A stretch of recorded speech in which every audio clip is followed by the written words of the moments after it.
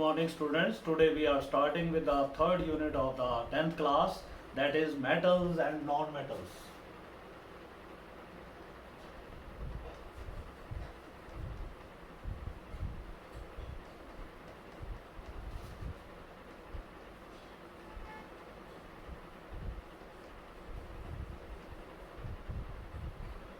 This is for 10th class, lecture number 1. Now question is differentiate between metals and non-metals. So let us discuss their few characteristics.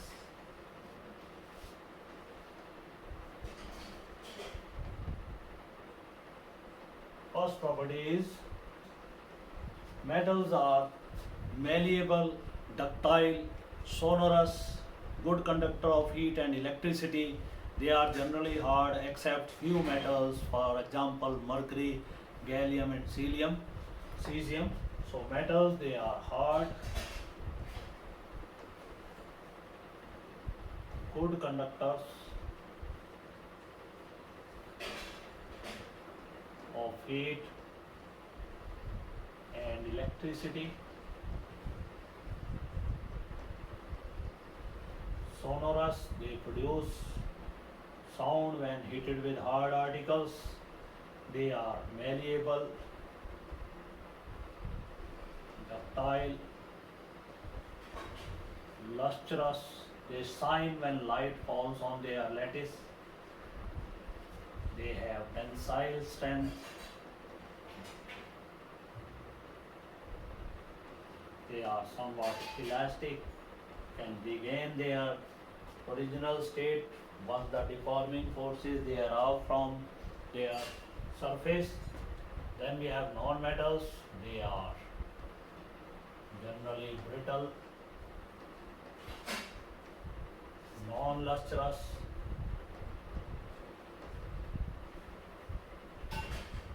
non-sonorous, non-malleable, non-ductile,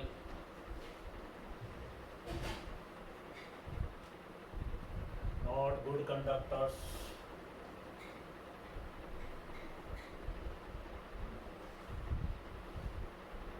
not good conductors. Then they are not tensile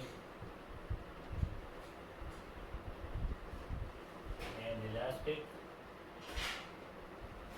generally solid except bromine, which is liquid.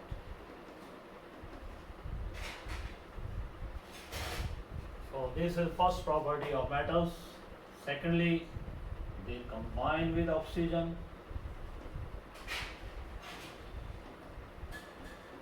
to form basic metal oxides. So oxides of metal, they are generally basic. For example, a sodium combines with oxygen to give you Na2O, or it can also form Na2O2, sodium peroxide.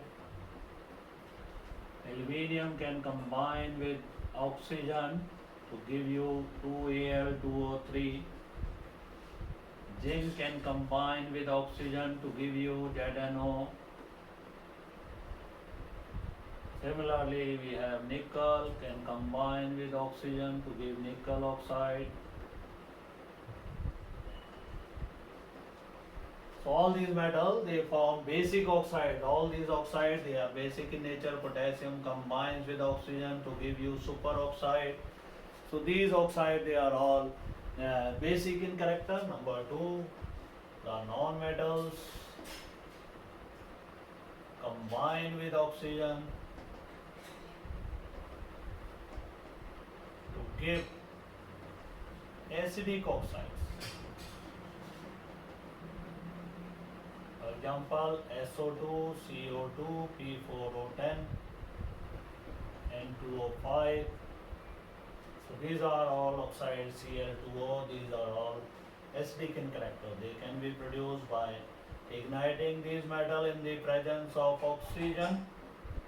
We get the oxides of these metal, P4 combines with oxygen 5O2 giving you P4O10.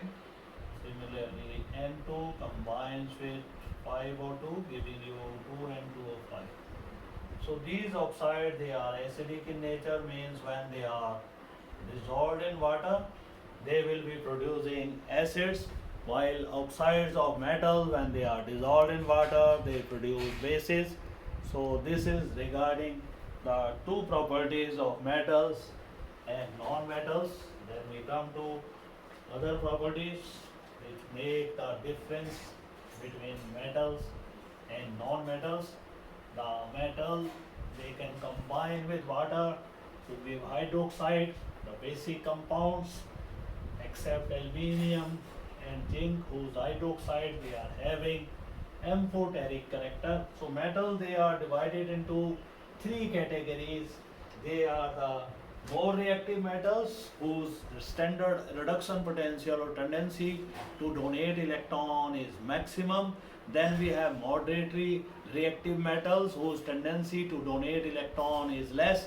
For example, zinc, aluminium, tin and lead.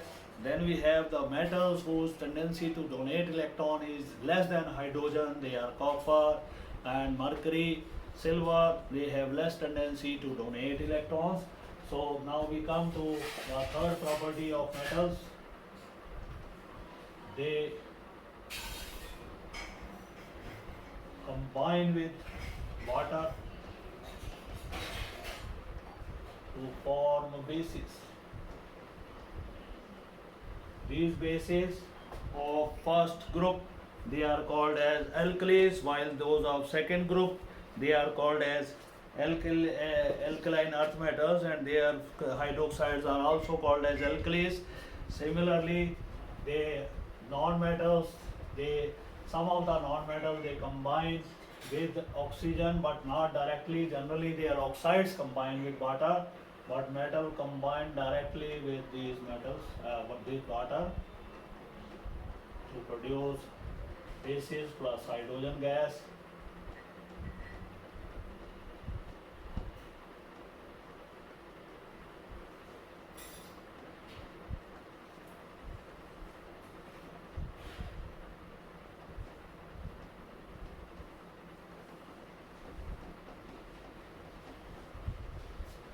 So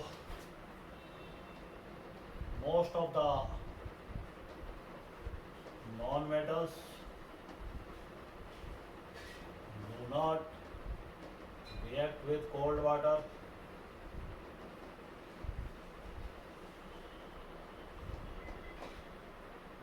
but react with hot water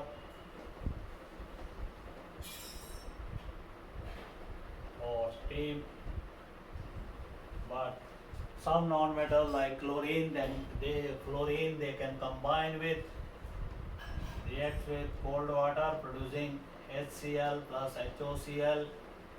Similarly F2, it can decompose water in the cold state. Due to its more reactivity, it will produce hydrofluoric acid plus you will get in this case oxygen. It can also decompose water producing ozone gas. So these reactions, they can take place with cold water, while other non-metals, they react with the hot water, or their oxide react with hot water producing acids. Then we have the next solubility of the oxides and amphoteric oxides. Some metals produce amphoteric oxides.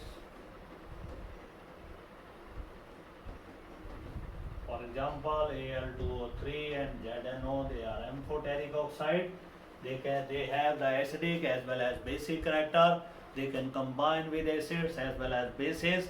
Al2O3 combines with 6HCl to give you 2AlCl3 plus 3H2O.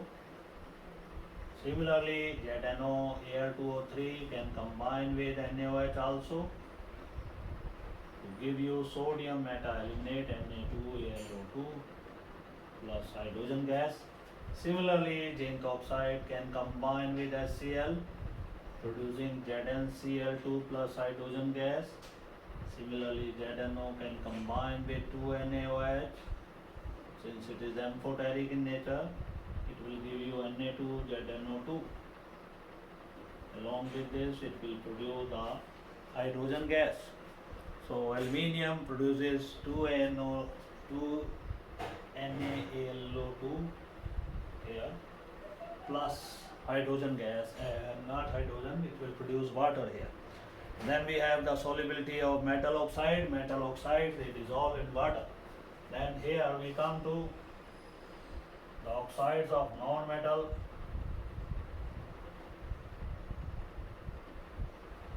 Are mostly acidic. Amphoteric character is least in these oxides. Then we have fifth reaction. The oxides, they dissolve in water to produce the basic solutions. Their oxide, they dissolve in water to produce acidic solutions.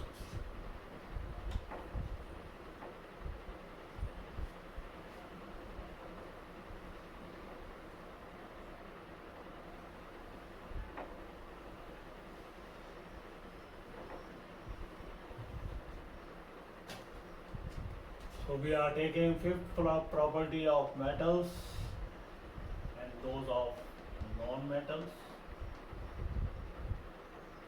Oxides dissolve in water to give basic hydroxide.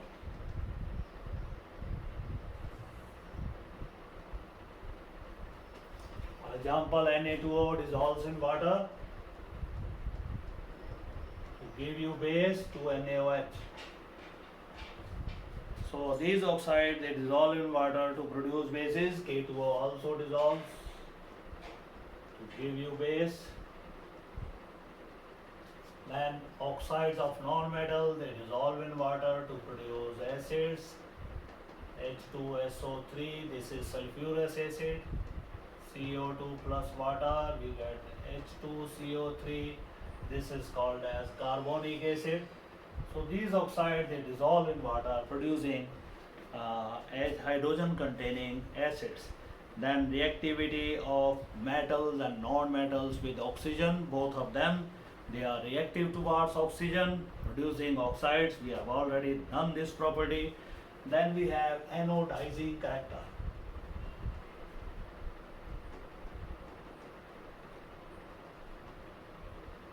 Some metals have the capability of forming a thin layer of oxide on their surface. The anodizing is the formation of oxide layer of Al2O3 on the aluminium surface. This is called as anodizing. Some other metals like tin and your zinc and your copper, they also have the tendency to form the oxide layer on their upper surface by reacting with oxygen, and this layer act as a protecting layer for the remaining metal and the remaining surface that does not combine in the presence of this oxide layer.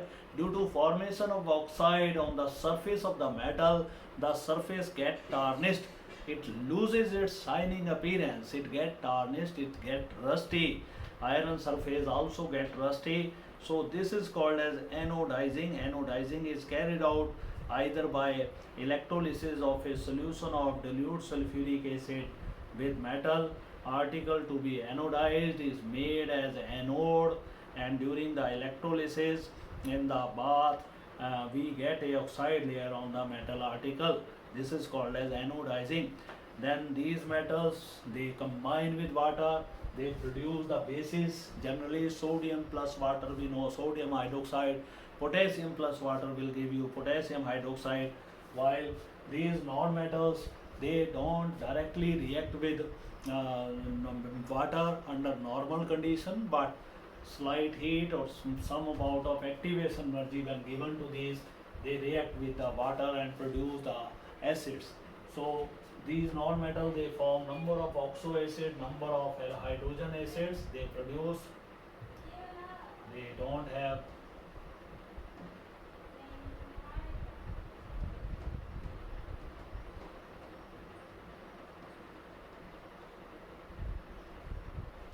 and we have seventh property, that action of water produces bases. Now they decompose water.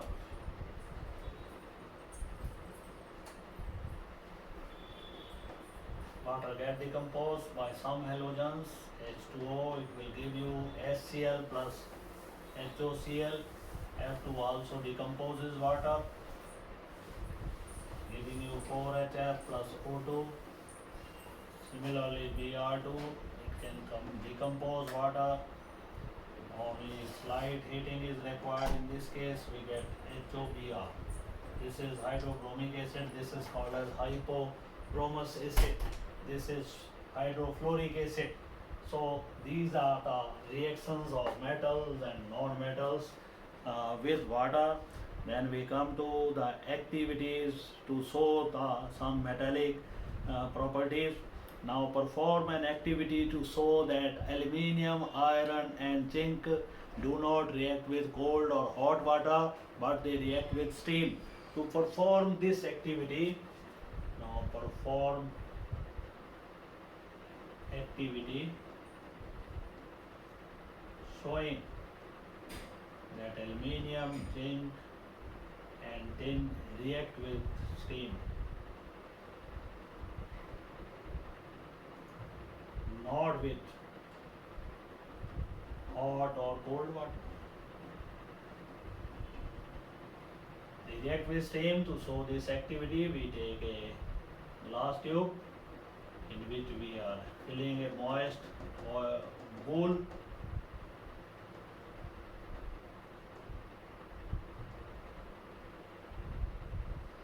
Here we are keeping a foil of these metal, zinc or tin or aluminium. Now when this moist aluminium foil or bowl is heated, water gets vaporized in the form of your steam. We have this glass bowl.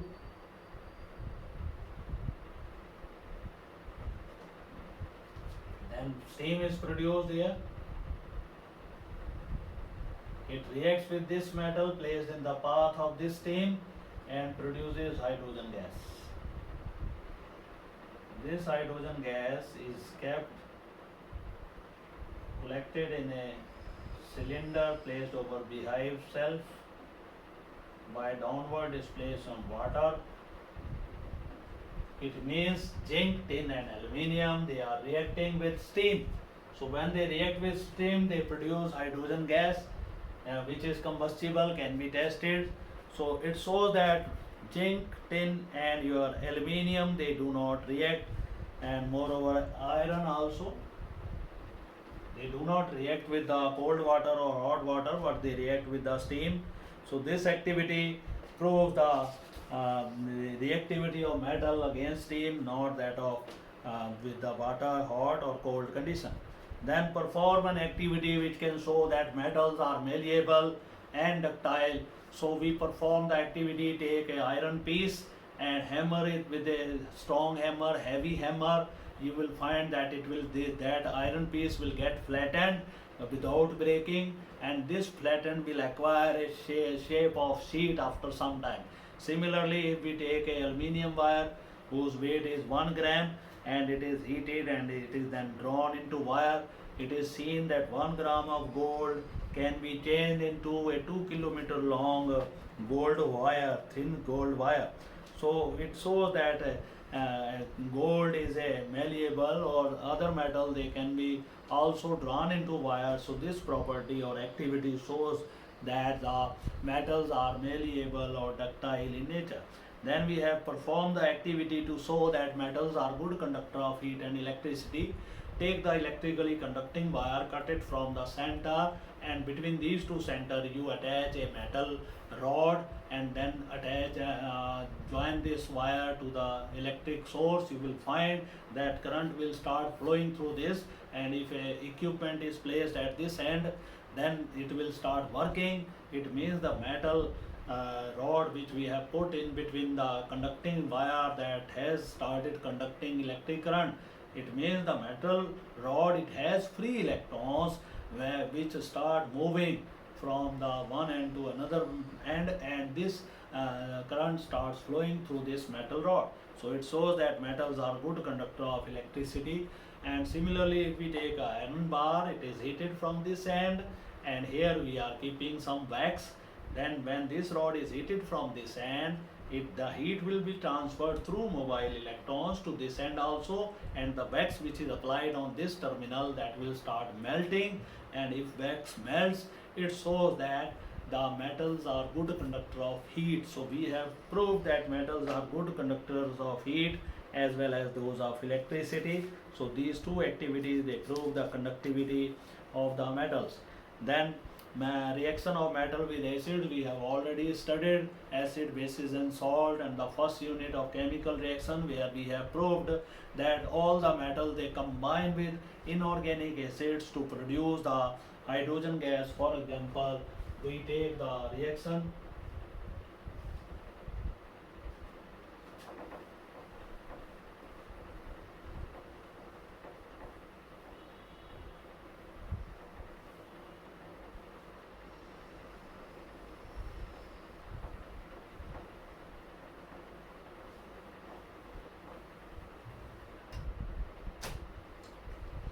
So we have the action of metals with acid. This is ninth comparison, action of metals with acids. They combine with acids. Mg plus 2HCl will give you MgCl2 plus hydrogen gas. They combine Ca plus H2SO4, you get CaSO4 plus hydrogen gas. Aluminium can combine with sulfuric acid, 3 molecules of which are needed here, and we have 4Al, 2Al2SO4 thrice is formed. Now we have this case, metals and non-metals, they are not conductor. 8th point, they are not non-conductors of heat and electricity. Then we have ninth property, these metals, non-metals, they react with hot acids and producing their oxides. These oxides dissolve in water to produce acid. Sometimes the acids containing water, when they are heated with these non-metal, they first of all produce oxides, and these oxides later on dissolve in the water to produce the oxo acids in this case. Then we have the aqua regia action. The noble metals like platinum, gold and silver, they dissolve in aqua regia. What is aqua regia? It is a mixture of 3 parts HCl plus 1 part HNO3. Now this mixture contains nascent chlorine.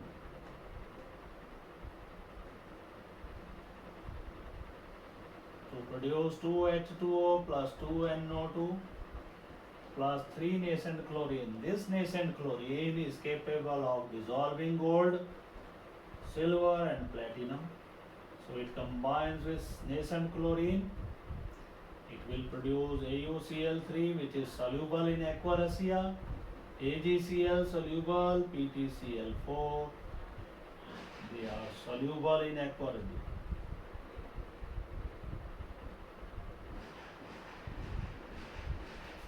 So non-metal, they also dissolve in aqua regia. First of all, they combine with the nascent chlorine, producing their compound like sulfur. It produces S2Cl2, which dissolves in water. With fluorine, it can produce SF4, which can dissolve in aqua regia. Similarly, carbon, nitrogen, they can also combine with aqua regia. So, aqua regia is such a mixture which can dissolve both metals as well as non-metals. Then perform an experiment which will show the reactivity of the metals. So reactivity of the metal that can be compared by performing an activity. We take iron nails as well as the copper wires. Now iron nail, copper wire, copper sulfate solution or iron sulfate solution, two test tubes are taken to perform this activity.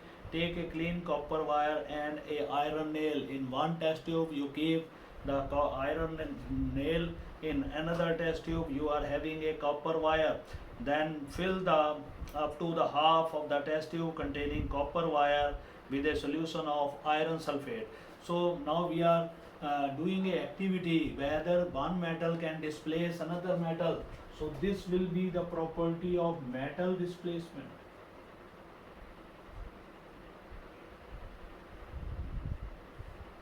So first of all, I may tell you that those metals whose activity is high, which are present higher in the activity series, they can displace those metals which are lying lower in the activity series. Since the metal which are lying above in the electrochemical series or activity series, they have more tendency to release electron. For example, if I put zinc rod, this is zinc rod in copper sulfate solution. Zinc is the metal which is lying above in the activity series. Then this zinc will supply electron to the copper ions which are present in ionic form in copper sulfate solution and will get ionized. Copper will settle at bottom. So this is called as metal displacement. So one metal can displace another metal in this reaction. Similarly, non-metals, they can also displace other metals. For example, if we are having CH4, it is having non-metallic hydrogen, it is treated with Cl2, then these hydrogens, they can be replaced by chlorine. In the presence of sunlight, you have CCl4 plus 4HCl. These reactions, they are called as substitution reaction here. So non-metals, they can also displace other metals. In this case, similarly, we have NaCl, when it is passed with the bromine gas, and bromine can displace Cl. If it is having Br here and Cl2 here, Cl can displace Br in the form of Br2 gas. Similarly, if we are having sodium iodide and then it is passed through the chlorine cellular gas, then iodine can be displaced by chlorine. We get iodine gas here. So similar to metal displacement reaction, we have non-metal displacement reaction where one non-metal can displace another non-metal. On the basis of this, we will be opting a electrochemical series, or which is called as activity series. So now our main other question is what is activity or electrochemical series? So this was the difference between metals and non-metals. We have done about 10 differences between metals and non-metals, and some of the properties which were showing the similar behavior. So we have discussed those properties and differences between metals and non-metals. Now we come to the question, what is activity series?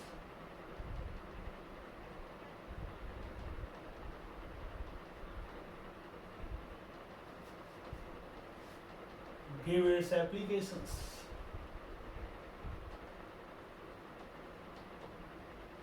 Activity series, or it is also called as electrochemical series. It is the series of electrodes where different electrodes, they are arranged in order of increasing their standard reduction potentials. The electrode which are having more tendency to release electrons, they are placed top of the series, and the top to bottom, this tendency of releasing electron, it go on decreasing in case of the metals. Therefore we can say the activity series. So in activity series, the metals or non-metal, they are arranged in order of their tendency to release electron. Means the metal which are present higher in the electrochemical series or activity series, they have more reactivity than other elements which are lying lower in the series. So in this series, at top of the series, we have the lithium metal, whose electropositivity or tendency to release electron is maximum. It is maximum amongst the all elements in the periodic table. And in the middle of the series, we are having hydrogen, which have equal tendency to lose as well as gain electron. And at the bottom of the series, we are having fluorine, which has the maximum tendency to accept electron and least tendency, zero tendency to release electron. So this series we got, it is called as the activity series. So activity series,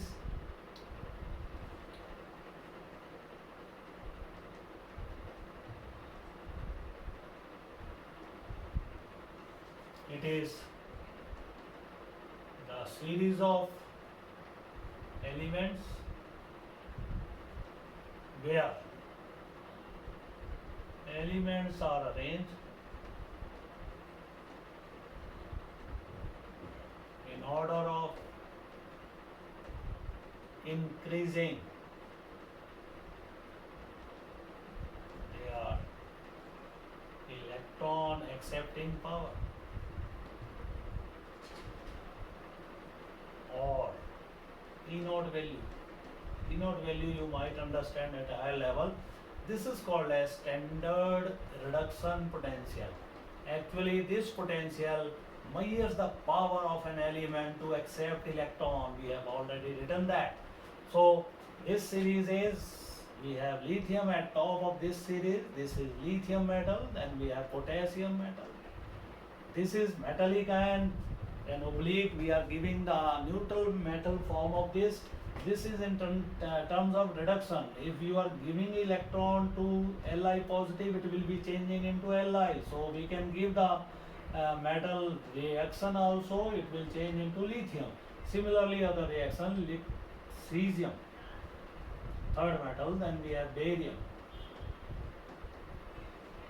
So these are the metals which have more tendency to release electron. Then we have the calcium metal.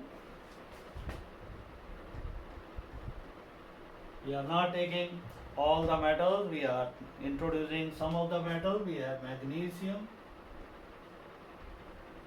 aluminium, then we have zinc,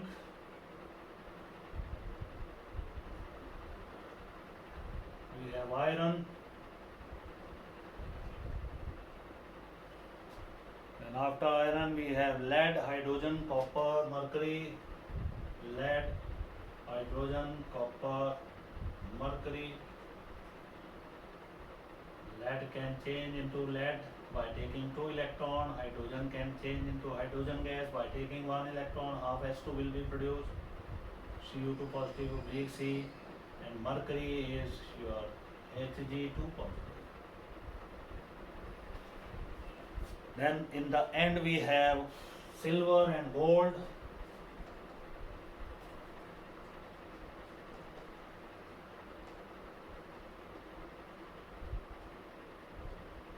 In the last we will be having F2. We have given gap because there are other elements also. Now if we come to their electron losing tendency and standard E naught values, reduction potential, tendency to accept electron, it has maximum. This is 0.306 volt. In case of the fluorine, it is 2.87 volt positive. So from these values you have to estimate. This has the least tendency to accept electron, this has the maximum tendency to accept electron. On the other hand, it has the maximum tendency to release electron, it has the minimum tendency to release electron. So this activity series tells us about the reactivity of different metals. and the non-metals they come in the lower in the series because they have more tendency to accept electron. In the upper part of the series above hydrogen, you will find all metals since they have the tendency to release electron. In the lower part, you will find the non-metal. Now, what are the applications of this series? Number one, prediction of metal displacement.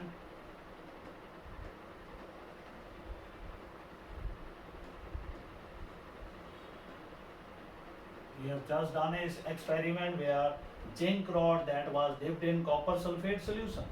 So when zinc was dipped, the metal which is having high value of and less value of standard reduction principle lying upper in the series, ऊपर जो आता है metal वो नीचे वाले metal को उसके salt के घोल में से डिस्प्लेस कर सकता है.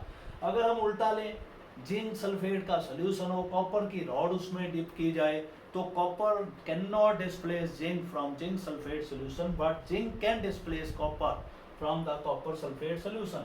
So it predicts the metal displacement from the solution. We can calculate, we can estimate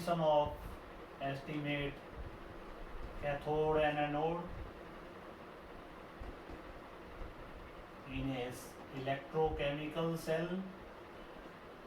If zinc and copper electrode, the two half cell of zinc and copper, they are connected, then zinc will serve as anode. It will start supplying electron to copper electrode, and copper will act as a cathode in that case. So we can predict cathode and anode. Cathode will be a lower metal which is lying lower in the series. Anode will be the metal which is lying upper part of the series. Then prediction of hydrogen liberation.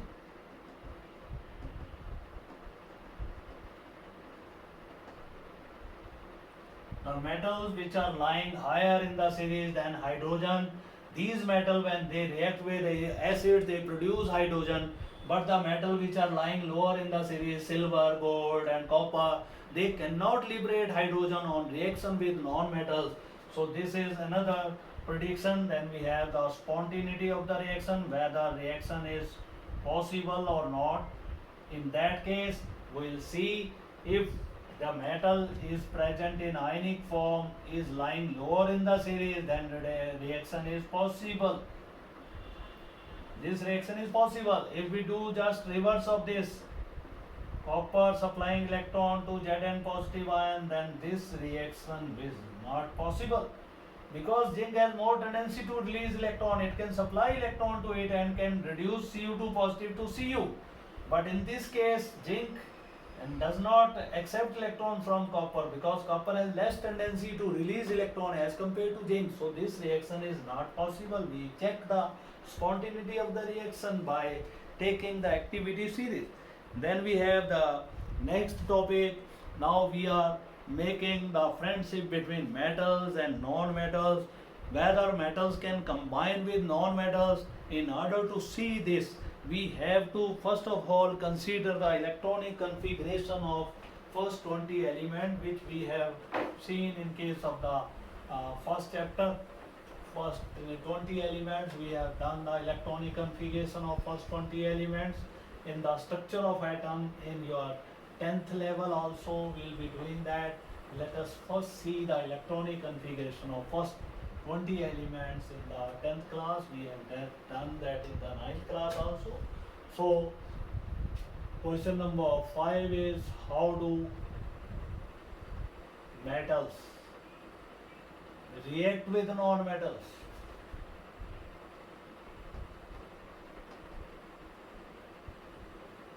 So for that, first of all, let us know first configuration of electronic configuration of few elements.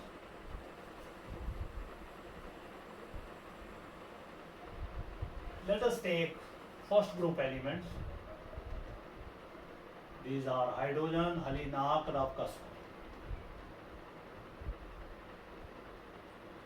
Atomic number 1, 3, 11, 19, 37, 55, 87.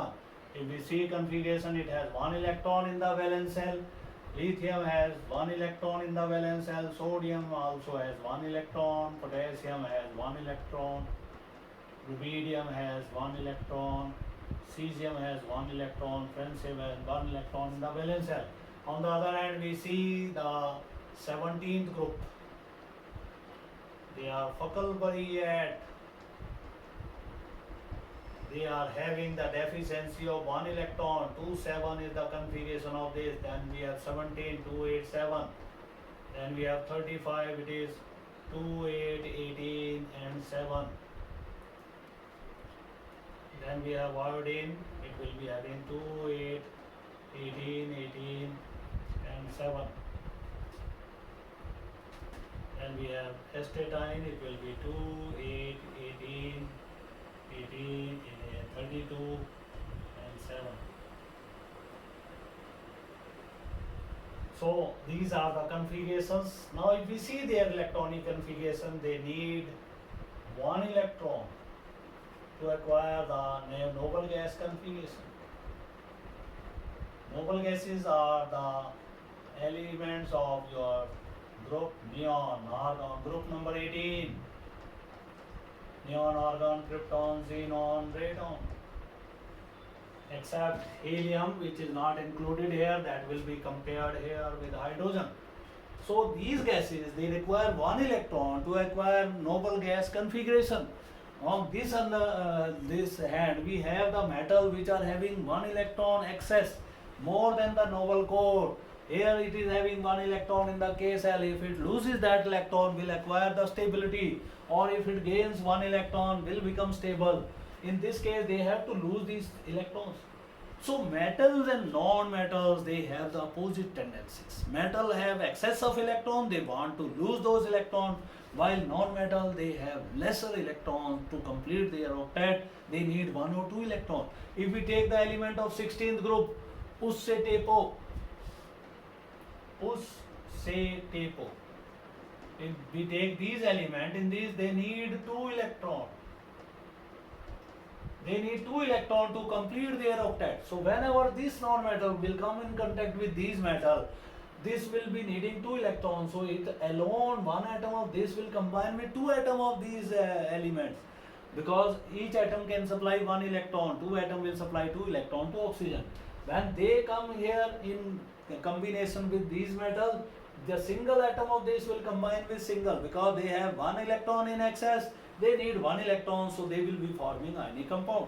Now after seeing the electronic configuration, we have estimated up to now that there are two tendencies on the part of the atoms of different element. Number one, to complete their noble octet, to have 8 electrons in the valence shell. Second part is to acquire the state of minimum energy. Whenever the atom they combine together, they release some energy. By releasing some energy, they acquire extra stability. And in order to acquire extra stability, they combine among themselves. So this is the way how metals and non-metals they combine among themselves, and why they combine to do so, and that will be taking in the next lecture. We'll consider the formation of some ionic compound like NaCl, CaCl2 will form MgO, where the element of first group and second group they will be combining with the element of 16th and 17th group.